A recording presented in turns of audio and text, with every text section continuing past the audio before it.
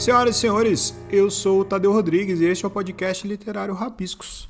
Obrigado a você que chega toda terça-feira, que curte, que compartilha, que divulga. Para mim é muito importante a sua participação, a sua presença. Quem está chegando por aqui pelo Spotify, pelo Deezer, pelo iOS, sabe que estamos no Instagram, onde lá a gente divulga toda a programação, todos os convidados que já tiveram aqui no Rabiscos. E é sempre bacana relembrar alguns papos tão emblemáticos também. Mas vamos de entrevista inédita. Lembrando que toda terça o papo é comigo, papo literário, e às quintas-feiras temos o Cabine do Filme com a querida Carol Pedrosa. Me perguntaram esses dias, o Rabiscos da terça chama Rabiscos e o Rabiscos de quinta chama Cabine do Filme. É isso, eu acho que foi uma boa definição. O Rabiscos de terça continua chamando Rabiscos e o Rabiscos de quinta é o Cabine do Filme. Bom, o papo de hoje foi muito legal, foi divertidíssimo. Eu falei com Jonas Samaúma, que está lançando o seu livro Raio-X de um Coração Rachado, pela editora Lira, da querida Lâmia Brito, que me apresentou o trabalho, me enviou um livro também. O livro está em Catarse para venda, para pré-venda, na verdade. Só acessar catarse.me Jonas Samaúma. Eu vou deixar o link na descrição para quem quiser acessar e ajudar também, e comprar e saborear.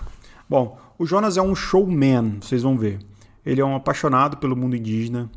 Tem Ailton Krenak como o tio, que inclusive tem uma das frases iniciais aí na epígrafe. E o Jonas teve o seu sobrenome, o seu nome artístico, Samaúma, abençoado por uma árvore. Uma árvore deu a bênção para ele usar esse nome. E é isso mesmo. A Samaúma, que é a maior árvore da Amazônia, uma das maiores do mundo, conversou com o Jonas e aceitou o seu uso. Pode achar estranho, mas o Jonas, ele fala que faz terapia com as árvores. Ele as escuta, ele conversa, ele desabafa. E ele tem uma conexão muito bonita com o universo indígena, com a cultura indígena. E o que era para ser um papo sobre o livro de poesia que ele está lançando, virou um papo sobre a vida e sobre as experiências transcendentais do Jonas. Que, como eu falei, além dele ter as árvores como terapeutas, ele consegue encontrar um caminho muito peculiar para viver. Esse diálogo que ele tem com o universo indígena é a coisa mais linda. Ele respeita muito o universo indígena, ele faz parte do universo indígena, da cultura indígena. Estou chamando de universo indígena aqui, mas claro que na concepção de que todos estamos no universo, e o universo indígena é também o nosso, ainda mais a gente brasileiro, ainda mais a gente aqui no Brasil. E tão bonito falar da cultura indígena, tão bonito falar da literatura indígena, das lutas indígenas, das causas indígenas, nesse momento de desespero para o povo indígena, onde eles estão aí morrendo, estão sendo tolhidos dos seus lugares. E o Brasil já provou por muito tempo aí que a luta indígena, que a causa indígena não é do mercado, não é do governo, não é do poder, o que é triste. Então, quando a gente fala sobre isso, quando a gente exalta isso, quando a gente vê nomes ligados a isso, inclusive eu tive um papo muito legal com a Julie Dorrico sobre a literatura indígena, quem quiser voltar e ouvir, foi incrível. E o Jonas me surpreendeu, que o papo foi praticamente metade do programa sobre isso e foi muito legal. E depois a gente falou um pouco também do seu livro, Raio-X de um Coração Rachado. E é um livro muito bonito, que ele dialoga com o amor, elencando a sua musa, que pediu para ele para não ser nomeada. E ela inclusive faz o prefácio do livro, ou pós-fácio, não lembro. Não, ela faz o pós-fácio, eu acho. E lá ela escancara um Jonas apaixonado e digno de ser chamado de chato por ela. Pelas perseguições, pelo amor que ele exala, pelas vezes que ele vai atrás, perseguição nesse sentido, no caso, que ele vai atrás, que ele fica em cima dela, que ele quer conversar, que ele quer ouvir.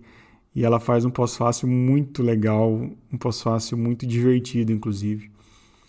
E ela como musa, conseguiu deixar o livro ainda mais forte. Então é isso, o papo foi muito legal.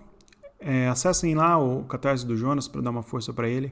Conheçam também o trabalho da editora Lira, sempre lançando livros bons, títulos bons E o papel do Rabiscos é esse também, né? Divulgar as editoras que estão aí no mercado procurando e lançando nomes contemporâneos. A edição do Rabiscos, tanto de hoje quanto de quinta, é feita por mim. Eu finalmente comprei um microfone decente, então vocês podem observar que os episódios estão com a minha voz mais limpa. Isso é muito bom. Foi um bom investimento, acredito eu. E é isso. Vamos ouvir. Espero que vocês gostem. Jonas Samaúma, seja bem-vindo ao podcast Rabiscos. Samaúma, gostei desse nome, cara. Samaúma, né, é a maior árvore da Amazônia, né? Olha só. Então, é um nome artístico? É o nome artístico espiritual, assim. O meu nome, na verdade, é Jonas Vorkman de Matos. É o meu nome, eu sou judeu, né? E eu tenho muita honra em ser judeu, assim, porque minha família é sobrevivente, assim, em campo de concentração, né? Que legal, cara. E o Vorkman, ele significa homem da palavra, né? Já vou contando a história. O Vorkman significa homem da palavra e Jonas significa mensageiro. Olha só. Só que quando eu entrei na cena do sarau, as pessoas não conseguiam pronunciar o nome. Jonas Vorkman. Aí eu falei, não é esse nome. Aí eu, 17 anos procurando o nome, cadê meu nome? Eu comecei sabe, tem aquele livro, 6 personagens à procura de autor. Aí foi um autor à procura do nome, né? E aí eu fui trocando de nome, cadê qual que é meu nome? Aí um dia eu tava com um índio catuquina, aí eu tomei ayahuasca, assim, eu perguntei para medicina, assim, qual que é meu nome? E aí eu já tava perguntando um tempo para ela, assim, aí nesse dia, assim, acordei dentro da miração, né, dentro da Samaúma, eu dentro da Samaúma, assim, aí eu falei assim alto, assim, no ritual, assim, o meu nome é Samaúma. Eu falei bem alto. Aí eu falei, nossa, será mesmo que é isso mesmo? Eu falei, não, vou confirmar. Aí eu confirmei, pedi, assim, falou, não, é isso mesmo, mas agora você precisa ir lá pedir autorização para ela. Aí eu falei, então vou lá. Aí eu fui pro Acre, né? E aí eu cheguei numa Samaúma gigantesca, 30 pessoas para abraçar a Samaúma. É uma árvore típica do Acre, assim? Como é que é? Por que o Acre? A Samaúma, por que você foi para lá? ela não é do Acre, ela é da Amazônia inteira, né? Ela é a árvore dos pajés, né? Certo. Ela é a rainha da floresta. Ela conecta a Amazônia, todas as árvores. E ela é gigantesca mesmo. Ela é uma força da natureza. Tem algumas etnias, você tem que até se pintar para chegar perto da Samaúma. Ela é sagrada. Ela é sagrada mesmo. Não, essa é sagrada mesmo. Assim, não podia cortar de jeito nenhum. Assim. E aí eu cheguei assim perto dela, pedi e falei, não, qual que é meu nome? Meu nome posso usar? Ela falou, não, vai, meu filho, você está abençoado por mim mesmo, porque eu converso com as árvores. É melhor que conversar com gente, inclusive. Como que você conversa com as árvores? Sobre o que vocês falam? Sobre tudo, né? Uma vez eu encontrei um Wapixana também, um grande Wapixana, um indígena Wapixana, um contador de história, e aí ele falou assim, rapaz, eu estou fazendo um psicólogo tão bom. Aí eu falei, sério, qual que é o psicólogo que você faz? Ele é uma árvore, né? Eu escolhi aquela árvore como meu psicólogo, aí toda semana eu vou lá e falo com a árvore. E aí eu entendo tudo que eu preciso entender sobre aquilo. Aí eu falei, nossa, como você é sábio, né? Pensei nisso e comecei a adotar a prática, né? E realmente, hoje mesmo eu estava no pé de uma árvore, lá na casa de uma mestre de capoeira, conversando com a árvore. Estava ali no pé da árvore, fiquei conversando assim com a árvore, eu preciso de ajuda nisso, naquilo. Elas são boas conselheiras, as árvores? As árvores são conselheiras, elas são os seres mais sábios de todos, né? Na minha visão. Assim, porque a gente está numa escala de evolução, né? Eu sinto isso. E a árvore é o Nirvana, é Buda, assim, né? Os seres mais iluminados, assim. Eu vejo que são as árvores. E aí eu gosto de abraçar, conversar com as árvores. Tem uma grande terapia do abraço da árvore, né? Que eu teve uma época que eu passei, eu tava muito triste. Aí eu abraçava a árvore, ficava abraçado na árvore, até a tristeza passar. Aliás, quem estiver ouvindo isso, não sei se já está entrando, mas recomendo, né? Você está triste, vai para a árvore do lado da sua casa, abraça a árvore, né? Nossa, terapia. Vai ao ar terça-feira isso aqui. A gente tá gravando numa quinta, Vai terça que vem até. E Isso. quem estiver ouvindo, então, fica aí a dica. Ô, Jonas, quando a gente estava combinando o horário para a gente gravar, você falou que não, talvez não dê esse horário que eu vou receber uns guaranis aqui em casa. Queria entender um pouco a sua relação com os indígenas. Como é isso, cara? Eu vi também que no começo do livro tem uma frase, um comentário do Ailton também, né? E que é apresentado até como tio seu, né? O Ailton Krenak. Isso. Como que é essa É meu relação? Me tio conta. mesmo, É seu né? tio mesmo? Isso. Ele é meu tio na visão dele, né? Porque que vale mais na visão dos brancos, assim, não é tio, né? Porque não é irmão da minha mãe. Tá. Embora eu tenha pesquisado e dentro dessas pesquisas eu estou chegando de que eu tenho uma descendência ali para o canto que eu acho que é Krenak, mas é mais distante. Tá. Agora, o tio, ele quer dizer padrinho. Ele é como se Uhum. fosse meu padrinho, mas ele é a pessoa mais importante da minha vida, né? Porque o meu avô que é é um judeu polonês muito Uhum. louco, ele viajou, construiu um barco, viajou o mundo de barco, né? Uhum. Encontrou com os índios, tomou ayahuasca lá no Acre também, nos anos 80, ajudou a montar o circo voador. Meu avô conheceu o Legal, Ailton legal. Krenak nos anos 70, ficou irmão de sangue do Krenak. E eles viajaram juntos para a Amazônia. Krenak me via desde criança, me pegava no colo. Uhum. E aí o meu avô morreu. Meu avô morreu, infelizmente morreu não, se encantou, Você tinha né? Fez a quantos anos? passagem. Eu tinha uns 8 anos e aquilo, só que eu tinha uma ligação com ele. Nossa, aquilo foi um buraco tão grande dentro de mim. Não, é difícil escrever esse buraco. Foi a ausência do meu avô durante muitos anos. Uhum. E aí um dia eu estava andando assim, eu falei assim, não, eu encontrei o Krenak, né? E eu já tinha tido vários encontros com ele, aí o Krenak falou assim, não, você é meu sobrinho agora você é meu sobrinho. Eu falei, nossa, sério? Eu falei, como assim? Não, você é meu sobrinho, eu sou seu tio. Eu falei, pô, que bom, então eu quero ir na sua aldeia, né? Aí Uhum. ele falou assim, não, vem. Eu falei, pô, eu quero ir na sua aldeia como pesquisador, como admirador. Ele, não, você não vem como pesquisador, você não vem como admirador, você vem como meu sobrinho. Aí eu fui para a aldeia dele logo em seguida. Eu olhava para ele e via meu vô, assim, uma coisa tão profunda, assim. Então, o Ailton, desde então, ele virou como se fosse meu vô, meu tio, meu mestre, meu padrinho. A gente se fala toda semana, quase todo domingo eu ligava para ele aqui durante a pandemia. Ele, quando eu Uhum. vinha para São Paulo, às vezes ficava em casa. Tem uma A relação gente começou a próxima. desenhar o projeto Recita Poesia junto. O Ailton é maior poeta, cara.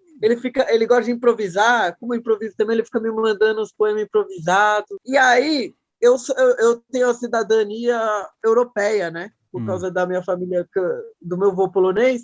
O Uhum. Ailton, ele me deu o passaporte indígena, né? Olha só. Porque qualquer lugar eu falo que eu sou sobrinho do Ailton Krenak, a Você comunidade entra. indígena já me recebe muito bem, assim, né? Eu E foi assim que se recebi, deu eu para recebi isso. aqui no Rabiscos a Júlia do Rico, que faz um trabalho incrível de divulgação da literatura indígena também. Foi muito legal o papo com ela. Ela está escrevendo na UOL também sobre isso, sobre literatura indígena. E é muito bacana a vastidão que é a literatura indígena em si, né? O tanto de escritores e escritoras que tem. O Ailton é um grande divulgador nisso também. Eu queria entender um pouco a sua relação com os indígenas em geral, assim. Entendi um pouco com o Ailton, mas como que é, assim? Você frequenta as aldeias, as tribos? Como que é isso? Eu tenho uma relação muito profunda mesmo, assim, sabe? Às vezes as pessoas ficam me perguntando assim, sabe? Ai, mas por que isso, sabe? Mas não é uma coisa racional. Eu Uhum. sinto que é completamente espiritual, né? Como é que se deu isso, né? É, Às vezes eu fico falando, eu devia fazer às vezes igual os indígenas, o Guarani, que é só ficar em silêncio, mas eu sou Uhum. falador, então eu, eu, eu, Não dá. eu comecei a sonhar com os Uhum. índios. Comecei a sonhar do nada com os indígenas, né? Com 17 anos. Uhum. Eu ia fazer vestibular. Não, aí eu estava nessa época, aí eu tive um sonho que eu ia para PUC. Uhum. Aí eu chegava assim, entrava assim na PUC, e aí tinha uns índios Runicuim, né? E Uhum. eles falavam, não, a gente vai estar distribuindo a prova aqui. Aí eles Uhum. iam passando com um copo de ayahuasca, assim, né? Aí Uhum. eu tomava assim e começava a transcender, ter várias provas. E foi a primeira vez que eu tomei medicina, assim, o de Chipã, né, foi dentro do sonho. Desde então, eu me conectei muito. Sempre que eu via algum, e até hoje, sempre que eu vejo alguma comunidade indígena, eu gosto muito de aprender, assim. Eu sinto que eu acho que eu, de repente, nasci fora, né? Porque eu sei que eu já nasci dentro de muitas vidas. Eu não acredito que eu sou uma encarnação só. Na verdade, eu sei que eu não sou, porque eu conheço várias vidas passadas minhas, né? Mas eu acho que eu nasci fora para justamente nascer com essa humildade de aprender com quem sabe respeitar e guardar a terra, os segredos da terra, né? Então, eu tenho uma relação muito profunda mesmo com os Guarani, né? Muito profunda. Eu sou padrinho de uma criança Guarani, do filho de um pajé Guarani, né? Do grande Tiamoi mesmo. Me chamou para eu ser padrinho do filho dele. Aprendiz dele também, a gente está fazendo um livro junto, tem uma relação muito grande também com os Runicuim, morei 4 meses na aldeia, Runicuim, agora eu estou me organizando, fazendo um projeto com os Axaninca, né? Estou trabalhando com o povo Naua, Tupinambá também, né? E eu trabalho no Museu da Pessoa, né?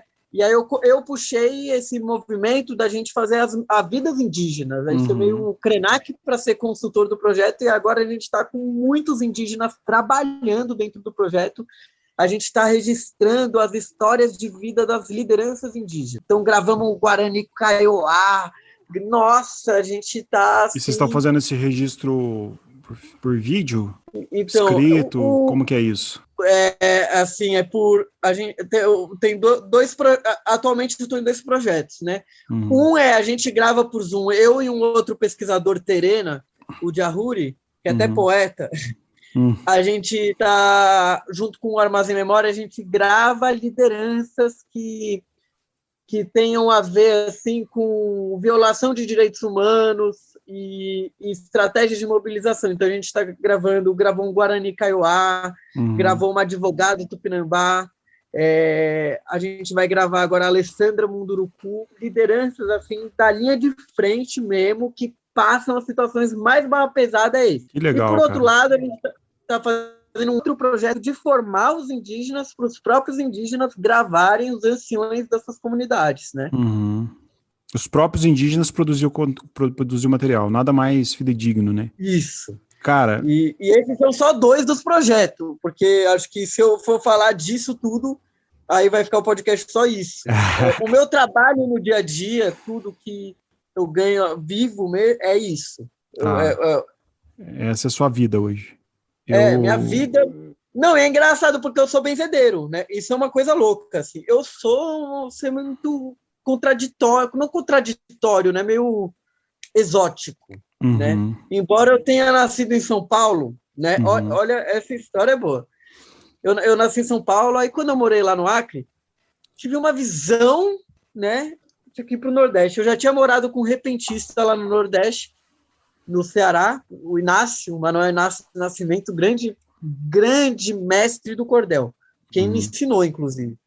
E aí eu comecei a ter muita visão de Pernambuco, do rezador. Aí eu voltei para São Paulo. Quando eu voltei, eu só sonhava com o Ceará, só sonhava, né?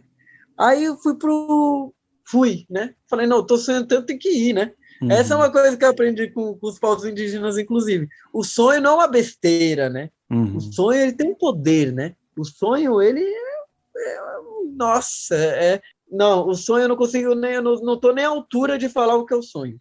Mas só respeito essa energia do sonho. E aí esse cordelista me levou no encontro de rezador e raizeiro. E aí tinha até uma rezadeira, ela olhava, cara, e falava assim, nossa, por que você tá usando um cocar, né? Eu falei, não tô usando nenhum cocar, não. Ela, cara, eu não paro de ver um cocar assim na sua cabeça. Aí eu falei, não, mas você pode me rezar, né? Que eu acredito muito no rezador. Eu fui pedindo reza, até que uma rezadeira de 62 anos de reza me pediu assim, falou que a partir daquele momento eu era benzedeiro, né? A minha questão não era ser rezada, que eu era um rezador. E aí eu fui a única pessoa ali que colocaram para dentro do círculo do rezador. Então, todo ano eu vou no encontro dos rezadores, aí eu, assim, de 20 e poucos anos, nascido no Sudeste, e um rezador de 70 anos ali de Pernambuco, e eu aprendo muito com eles, na verdade. Claro, né? Quem sou eu? Ensinando é que eu não tô, né? Mas Mas que curioso isso, né, cara? Isso deve ter sido um grande combustível para o que vamos falar agora, seu livro, né? O Raio-X de um coração rachado. Raio-X de um coração rachado, que está saindo aí pela Lira Editora, né? Querida Lâmia, que me apresentou seu trabalho, que me mandou seu livro, que eu amei lê-lo. É um livro potente demais. É um livro completamente inquieto, e agora te conhecendo consigo visualizar melhor assim a sua poética, o jeito que você tem com os indígenas, com a sua espiritualidade, com a ayahuasca, né, que você falou.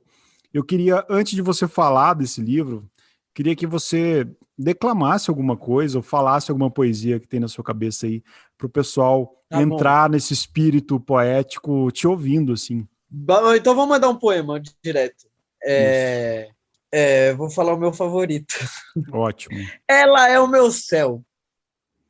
Hoje eu encontrei com vários ciganos. O primeiro cigano me falou: amanhã, se o céu nascer verde, ela vai ficar com você. É então que eu me lembro que verde é a cor da mata, verde é a cor da respiração da Amazônia, verde é a cor de Oxóssi, orixá que rege a minha cabeça, com essas ideias me subindo pela cabeça. Eu vou andando pela rua até que eu encontro com outro cigano que me fala: amanhã, se o céu nascer rosa, ela vai ficar com você. E é nesse momento que eu me lembro que eu conheci ela em novembro, um mês depois do Outubro Rosa. Quando eu conheci ela, eu estava usando uma camisa rosa, mas por ela eu usaria uma calça rosa, um sapato rosa, uma cueca rosa, eu pintaria meu cabelo de rosa. A primeira música que eu aprendi no piano foi A Pantera Cor-de-Rosa. Taran, taran. Com essa música fazendo a trilha sonora do meu dia, eu vou andando pela rua até que eu encontro com outro cigano que me fala: amanhã, se o céu nascer amarelo, ela vai ficar com você. É nesse momento que eu me lembro que amarelo é o nome do cachorro do meu mestre capoeira. Amarelo é a cor da camiseta do Pastinha. Eu, inclusive, estou indo para capoeira agora, debaixo do sol, que é amarelo também. Eu tirei a carta do sol ontem no tarô.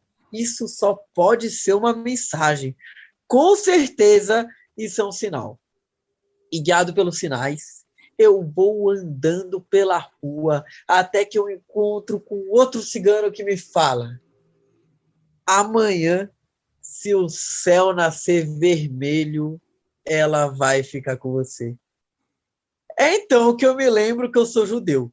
E Moisés abriu o mar vermelho, da mesma maneira que eu estou completamente aberto. Vermelho é a cor de Lula, de Lenin, da Revolução, é a cor do meu coração, que é onde ela mora. E eu boto a mão no meu coração, a cabeça no travesseiro, e eu durmo e sonho que a língua dela é um camaleão, que vai do verde para o rosa, para o amarelo, para o vermelho, enquanto passeia pelo céu da minha boca.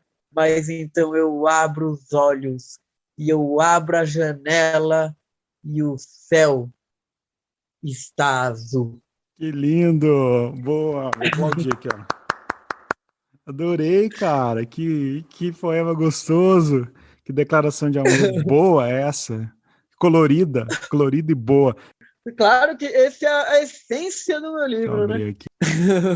Cara, E e o seu livro surgiu como, assim? Como que você começou e essas ilustrações lindas que tem nele, como que ele veio, assim? Como que ele surgiu? É o seu primeiro livro, não? não, que isso? É meu quinto ou sexto livro, E né? aí, Eu publiquei meu primeiro livro com 13 anos, pela FTD, né? Meu segundo livro também, 15 anos, pela FTD também. Foi, inclusive, indicado, né, ao Jabuti, meu livro, melhor livro infanto-juvenil digital, né?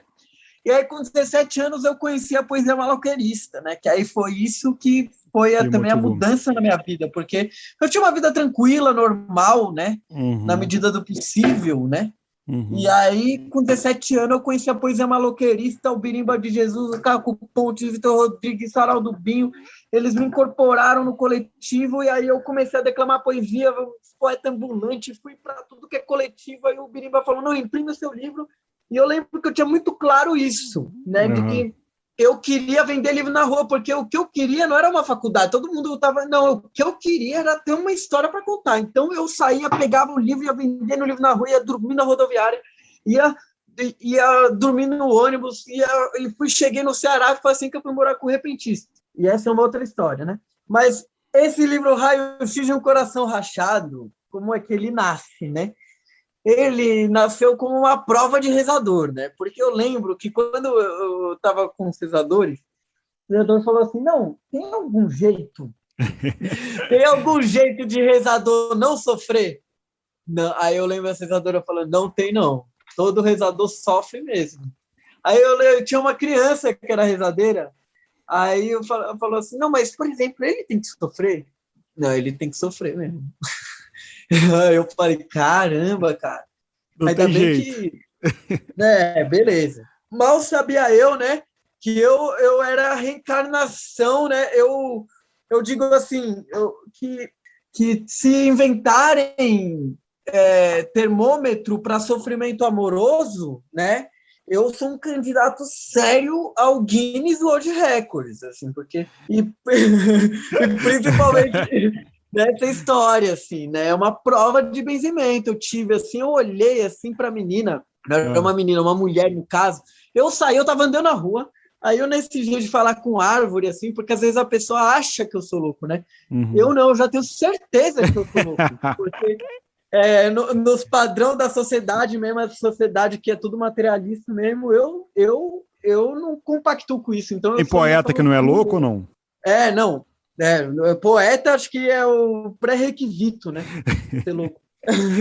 E aí eu falei assim, né? Não, agora eu decreto, né? Eu decreto que apareça a mulher da minha vida. Eu decreto, né?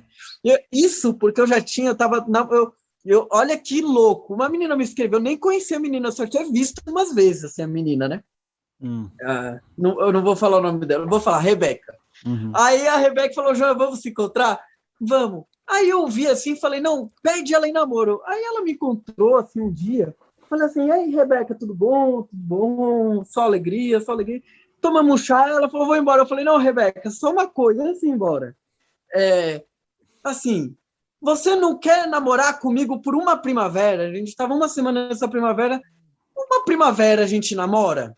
Aí ela olhou assim para mim, não acreditou no que eu estava propondo e topou, né? Falou, vamos. Aceitou, e aí no dia seguinte eu já levei ela para uma aldeia que eu ia assim, ela bebia tudo, parou de beber tudo e dá-lhe tora mesmo. E aí a gente viveu uma primavera, quando acabou a primavera a gente de fato terminou. Cumprimos o ciclo. E foi ótima. Eu falei, pronto, agora eu já vivi essa relação, eu quero viver, né? Eu quero que apareça a mulher da minha vida. Decretei e pedi para o universo. No dia seguinte, eu morava com uma mulher numa casa chamada Casa 13 Luas. Tinha até um terreiro de Umbanda dentro da minha casa, ali em Pirituba, né? Na periferia ali de São Paulo, eu estava morando ali. E aí foi me visitar do nada, uma amiga dessa menina que morava comigo. Chegou, nossa, ela entrou. Foi uma coisa assim que Cupido lançou uma flecha de caboclo mesmo, 7 flechas. Só que a 7 flechas foi em mim, né? Nenhuma foi nela. Foi o caboclo 7 flechas, lançou as 7 flechas de uma vez assim em mim. Aí eu olhei assim pra ela, nossa, fui flechado mesmo. E fiquei louco de amor por ela, louco, nossa. E aí E aí eu fiz, e tem histórias e histórias do que eu fiz para ela. Nossa, eu fiz cada poesia para ela que não acredito. Você não acredita as coisas que eu fiz para ela, as histórias mesmo que eu fiz para ela. Elas estão todas elas estão todas nesse livro? Não, eu fiz uma seleção, né? E na verdade o que acontece? Ela falou, não quero nem a pau, você tá viajando, me deu um beijo, não sei, um abraço, na verdade. Eu, eu fiquei 2 anos tentando mesmo, nada. Aí eu falei assim, e foi uma coisa que enquanto eu sofria, mas não era um sofrimento, não dá para descrever.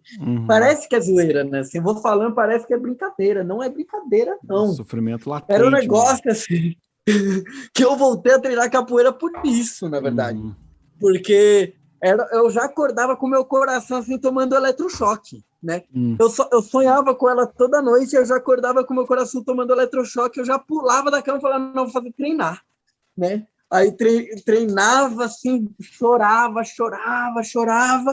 e aí eu via Vinícius de Moraes, eu via Pablo Neruda, eu via Hilda Hilst, e aí eu começava a entender a poesia. Eu nunca tinha entendido. Eu falava poesia, mas nessa melancolia, a poesia ela veio assim como um bálsamo na minha orelha, né? E aí ela foi o jasmim da minha noite, né? Eu ficava ali naquela noite, né? Solitária, e a poesia ela vinha e me dava a mão. E eu ficava de mão dada com os outros poetas, tudo, né? Com vários poetas, a gente fazendo uma corrente espiritual ali, eu e Vinícius de Moraes, eu falando assim, Vinícius de Moraes, né? Eu tô te superando, né? Até tem uma frase.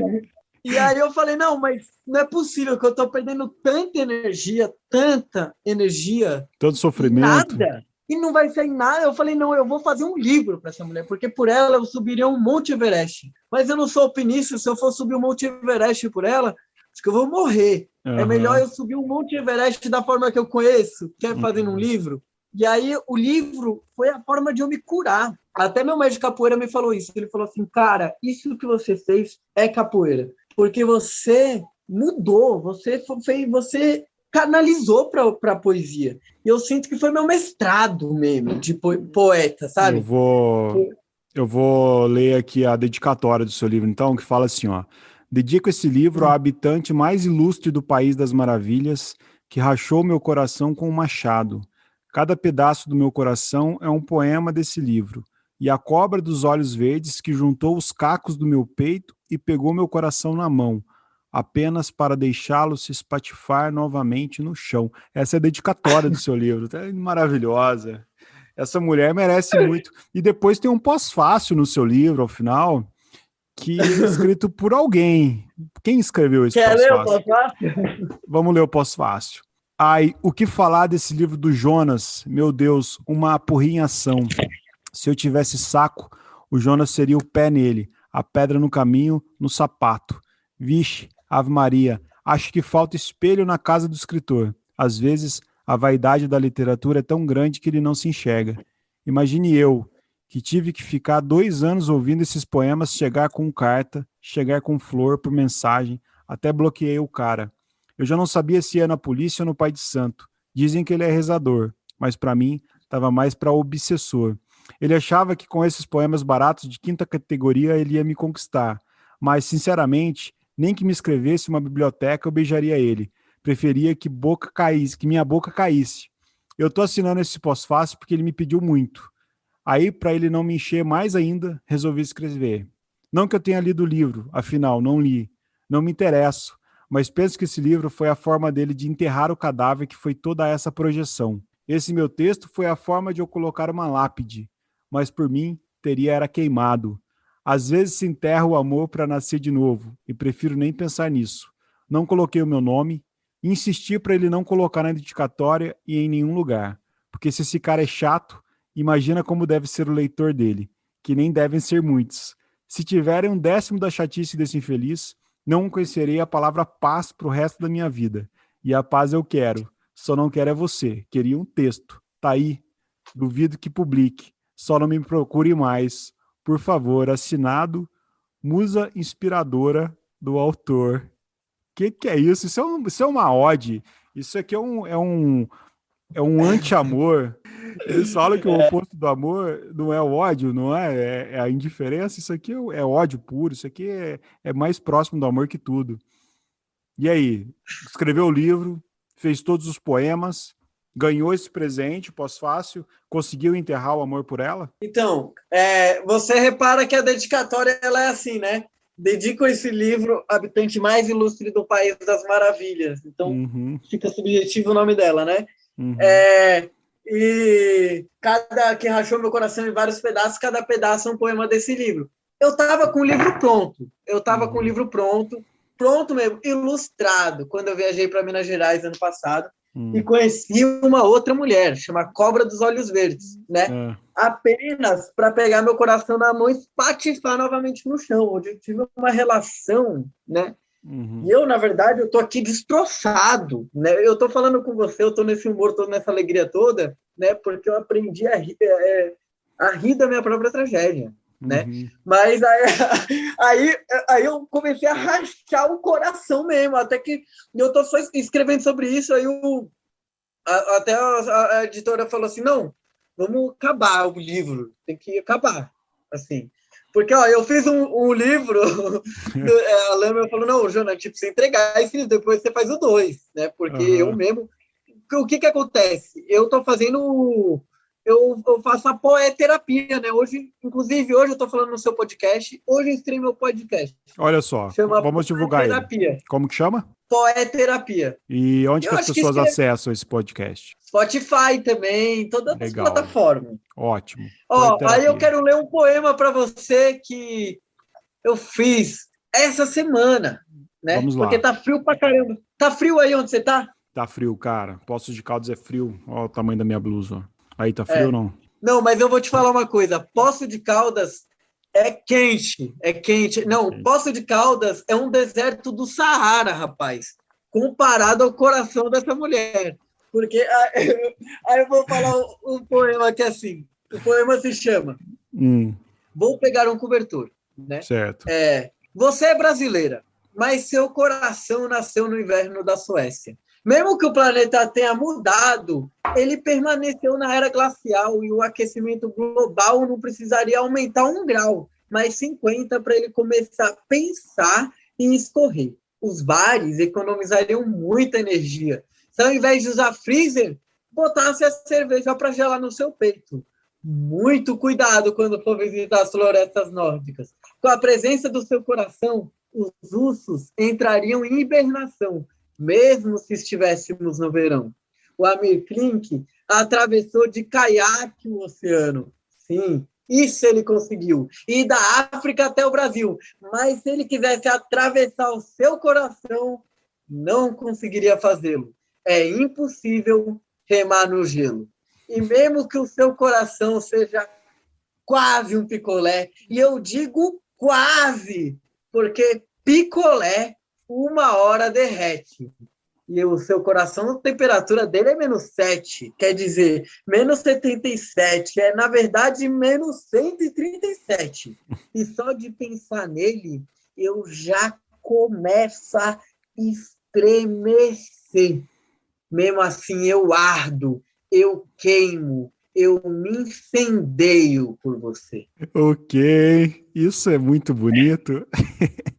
Cara, e me fala aqui, pra gente entrar na reta final, como que você está tendo um financiamento coletivo desse livro? Como que está sendo? O que o pessoal... Isso. Na verdade, como o pessoal se ajuda, né? Porque meu livro, ele é um poeta terapêutico, é uma ajuda... Não, na verdade, é que eu sempre trabalhei na arte independente, né?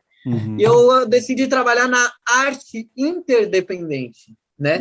Porque para ela precisa dos outros para acontecer. Da mesma maneira como a gente não é só, né? Embora eu tenha ficado muito só nessa história, nós eu acredito muito nessa coisa da comunhão, de dar as mãos e ser, sabe? Né? Se conectar. E eu acho que o financiamento coletivo eu fiz como uma pré-venda do livro e uma maneira também de viabilizar o livro digital, o livro sonoro, ele vai ser um livro sonoro, um audiolivro, né, um filme, também estou fazendo um filme, e é tudo isso. E aí eu estou fazendo um catálogo que chama Raio-X de um Coração Rachado, né? Que E aí, dentro disso, na minha página Jonas Samaúma, no Instagram, eu estou puxando várias ações, um sarau toda semana, Sarau do Amor, onde vem vários poetas, né? Teve um sarau só de poeta indígena, teve um sarau só de poeta do Nordeste. Legal, essa semana cara. foi um sarau só de poeta da poesia maluqueira. Você é poeta também, Tadeu? Sou também. Não, então você é convidado, Com o maior né, do meu prazer. próximo sarau. Estaremos Poeta lá. convidado. Muito legal, cara. Então, ó, gente, o Tadeu Rodrigues é poeta convidado do próximo sarau. Estarei, né, lá. Obrigado. E assim, cara, que energia boa que você tem, assim. Eu falo que a poesia, quando ela exala da pessoa, todo mundo percebe, né? A poesia falada, a poesia tá no gesto, tá no olhar, tá no modo que a pessoa se projeta, tá no modo que a pessoa se apresenta para o mundo. E a poesia às vezes não é compreendida, né? Você falou da loucura, eu até falei, todo poeta é louco, é o que você falou, é uma condição, né? Uma condição ser louco para ser poeta, e quem fala que loucura é uma coisa ruim e pejorativa é porque não entendeu o mundo direito, né? Porque o mundo tá mais louco que tudo. E os poetas vão salvando aí. E que delícia de livro, que delícia de papo. Eu fiquei muito feliz. Pessoal, aqui eu vou deixar embaixo aqui na descrição o link para o financiamento coletivo. Jonas, obrigado, cara. Obrigado por tudo aí, por esse tempo de papo. Eu quero mandar um beijo para a Lâmia também, que me apresentou você, que fez essa nossa ligação aqui. Coisa mais linda, coisa mais poética. O Rabiscos ficou bem poético hoje, com certeza absoluta, viu?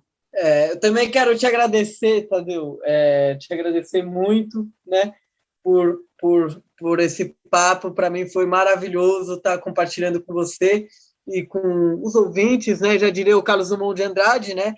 Metade do poema é de quem fala e metade é de quem ouve, né? Então, hoje vocês foram coautores desses poemas e dessa história transcendental. E aí eu queria também agradecer os Guarani, né? Eles não chegaram na minha casa hoje, mas semana que vem estão chegando. Assim, eu perguntei uma vez para o Carlos Papá, né? Baita poeta mesmo, assim, só que ele não escreve, mas ele é poeta. Uhum. Aí eu falei, ô Papá, o que é poesia para os Guarani? Aí ele falou assim, poesia é tudo que a gente fala. E hoje eu falei, nossa. É e eu né, falei, cara? É mesmo. É muito isso, cara. Que bonito, né? Que bom poder ser tudo que a gente fala. Cara, obrigado, viu? E o Rabisco está de porta aberta. Espero que ter muito sucesso no seu livro. E eu vou deixar aqui para a gente divulgar também o financiamento coletivo, o pessoal ajudar e se ajudar, a poeterapia do Jonas. Isso, só uma coisa, o financiamento coletivo, na verdade, não é uma vaquinha, né? A própria recompensa é o livro. Então, é uma forma de você comprar o livro, já receber autografado, com frete e tudo. Já ganha o livro, já compra o livro. Já ganha o livro, e tem também o Contarô de História, que é uma recompensa que eu jogo o tarô contando história. Então, é uma parada que aqui, na verdade, é só a gota do iceberg, né?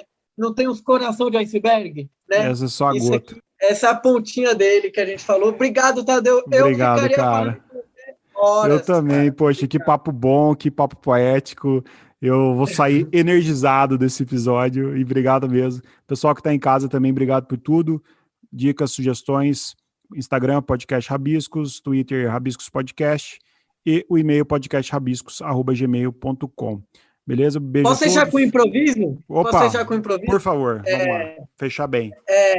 Correndo todos os riscos que a gente precisa fazer, os rabiscos para tirar os ciscos do olho. E a gente olha que às vezes o nosso sonho, ele tá de molho. Naquele nosso desejo mais profundo, ainda tem um piolho. Então é preciso lavar a alma, curar todo o trauma para verdadeiramente cantar a calma da essência, a consciência, ela que vai iluminando todo o breu, que melhorou o dia muito, muito para um benzedeiro judeu, esse bate-papo poético com Tadeu. Aê, garoto! Fechamos com estilo, então, senhoras e senhores. Obrigado, meu amigo. Abraço a todos, bom dia, boa tarde.